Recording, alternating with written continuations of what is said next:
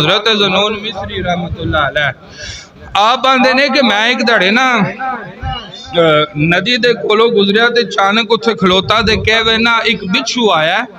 वो बिच्छू जनाब आके ते नदी दे किनारे ते खलोता है ते एक कछुआ आया।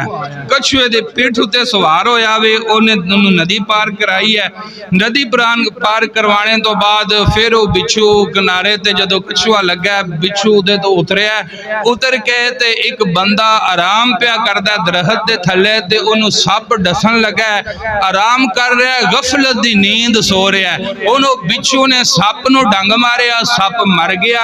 हजरत ज़नून मिस्री कहते ने बंदा पता नहीं केडा नेकोकार केडा परहेजगार केडा मुत्तकी होना है अल्लाह दा कामिल बंदा है कि जिन्हों बचान दा इंतजाम अल्लाह ताला ने खुद फरमाया सप कोलों बचा लिया।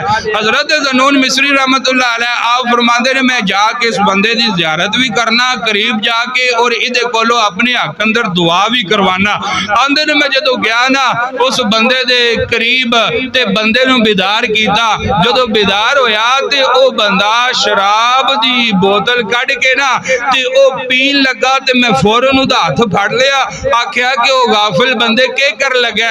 आंदा जी मैं शराब पीन लगा मेरी ये आदत है मैं हर वक्त शराब पीना शराब के नशे च धोत रहना ते लिहाजा शराब भी पीन लगा हुण भी आदत बन चुकी है। हजरत ज़नून मिस्री आंदे ने ओ तू केडी गफलत दी नींद सो रहा है कि तू सारी जिंदगी रब दी नाफरमानी अंदर गुजार दी है। जेड़े काम तो रब मना कीते तू करता रहा सारी जिंदगी लेकिन इहदे बावजूद तू ओदी नाफरमानी कर रहा है। वो तेरे नाल एडा प्यार करदा है कि तू गफलत दी नींद सो रहा है तेनू सप डंग मारन लगा।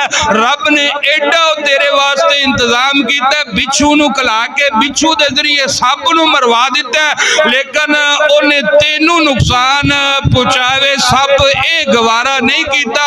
हजरत जी वकार आख लगे हजरत ज़नून मिस्री कि हुण भी तेरे कोल वक्त है तौबा कर ले आ जा अल्लाह रब्बुल आलमीन दी बारगाह च हाज़िर हो जा जेड़ा तेरे नाल एडा प्यार करदा है। ओ हजरत ज़नून मिस्री आंदे ने ओदे ज़मीर ने ओनू झंझोड़िया फौरन ओनू तौबा दी तौफीक मिल गई। अल्लाह दा करम होया ए जेड़ा ना वेख के अल्लाह तबारक व तआला दा करिश्मा ते फौरन पक्की तौबा कीती।